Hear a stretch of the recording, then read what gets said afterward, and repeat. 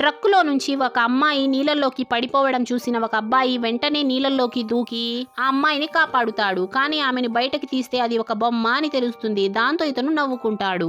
ఆ తర్వాత ఇతను తన ఫ్రెండ్ సహాయంతో ఆ బొమ్మని కారులో పెట్టి ఇంటికి బయలుదేరుతాడు. ఆ తర్వాత ఇతను కారులో ఉన్న బొమ్మని తీసి ఆమెపై ఉన్న నీళ్ళన్నీ క్లీన్ చేస్తూ ఉంటాడు.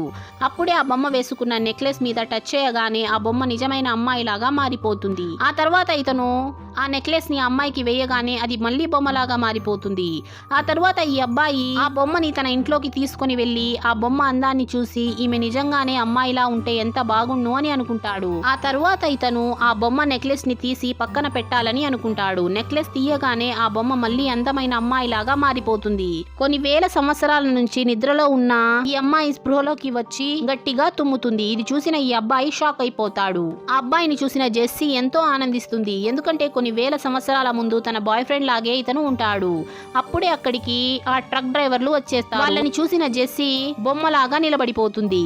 దాంతో ఆ ట్రక్ డ్రైవర్లు అక్కడి నుంచి వెళ్ళిపోతారు. ఆ తరువాత ఈ అబ్బాయి జెస్సీని ఊరంతా తిప్పడం మొదలు పెడతాడు.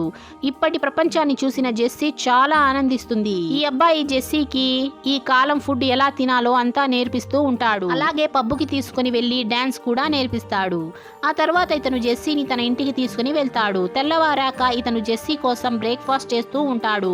జెస్సీ కూడా స్నానం చేసి బై మిస్టేక్ ఆ నెక్లెస్ ని వేసుకోవడం వల్ల మళ్ళీ బొమ్మలాగా మారిపోతుంది. మరోవైపు తన కొడుకు బ్రేక్ఫాస్ట్ చేయడం చూసిన ఆ అబ్బాయి వాళ్ళ అమ్మ కొడుకుకి లవ్ అయిపోయింది అని అర్థం చేసుకుంటుంది.